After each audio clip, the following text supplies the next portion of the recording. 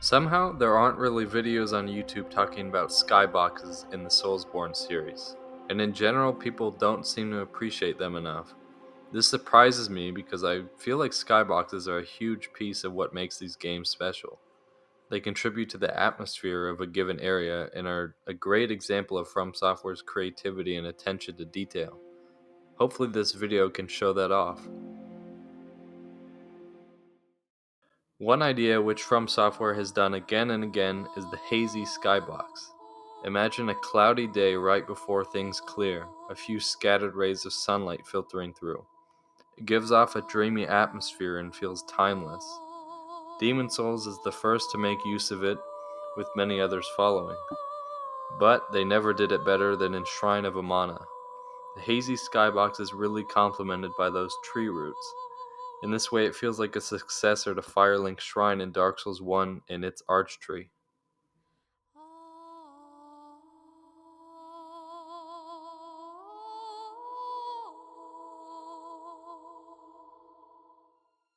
Skyboxes aren't always calm and static. FromSoft is really good at making stormy set pieces. A skybox like this is at its best when you can almost feel the elements around you. Their storm skyboxes usually have many moving parts and are quite complex, but nothing compares to the intensity and majesty of Farum Azula's tornadoes. There's so much going on, but at the same time it's eerily calm. The pale gray beautifully complements that temple stone. I call it the half and half skybox when one segment is completely different from the other, either in color or texture. The effect is usually confusing to the brain since this isn't really something you'd see in the real world. I think they use this when they want to make a place feel otherworldly. It's done to incredible effect in the Nightmare Frontier, making it really feel like the middle of nowhere. But number 8 has to go to the Ringed City. The golden sunset, long shadows, is just perfect. The sky has different layers. Higher up it's darker, but it changes as you reach the lower level.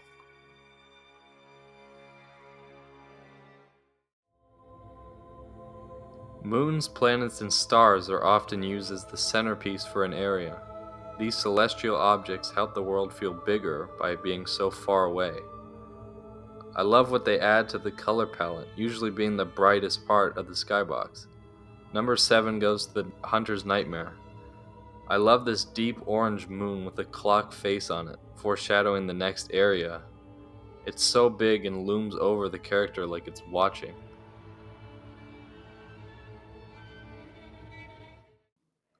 Though there's a lot of beauty in the Souls games, there's much more that's horrifying. Hellish areas rely on their skybox to unsettle you. There's a whole lot from Elden Ring, but I'll give this spot to the obvious choice of Caelid. The skybox looks so sinister, especially being right next to the starting area of Limgrave.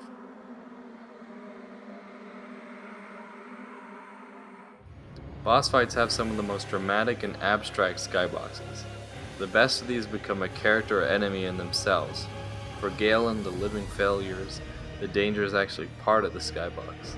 But the best boss skybox could never not be Lich Dragon Fortisac. It's by far one of the coolest From Software ever made, and it fits the underground, death-infested area so well. I don't think the Fortisac's fight would be anything without it.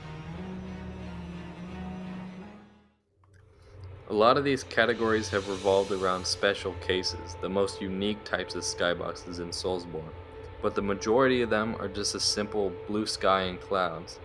They lack nothing in creativity, they just implement it more subtly. This Limgrave skybox, the winner, shows this perfectly. At the last minute, they switched designs from this to this. The second is clearly way cooler and adds atmosphere to Limgrave. Okay, we all love stars. These nighttime skyboxes imply whole galaxies far in the distance, using deep blues and purple shades. Dark Souls 2 deserves this spot with Hade's Tower of Flame. I was not expecting to see this during daytime, which made it all the more mesmerizing. It's got a beautiful light blue texture, plus those swirling white galaxies. Okay, the title said From Software Skyboxes, not Soulsborne. I'm going to choose one from games that aren't in the series. I haven't played any of these, so I'll just put some ones that caught my eye from other games. I guess I'll give this one to Armored Core. There's one idea which is pretty much obsessed FromSoft, and it's this pillar design. I'm not sure where it came from, maybe this painting, maybe this movie, or maybe this man, but it's amazing. They always just go off into the distance. If I were a character in any one of these games, I would just stay here. They're usually really safe and in the middle of nowhere. The number one skybox belongs to the hunter's dream. It's the perfect place to take a break from the brutal world of Bloodborne. Looking out over that endless expanse is lonely but calming. The skybox is kind of stuck in limbo, clouds moving slowly but never changing. It's the best. And don't even get me started on Gehrman's skybox.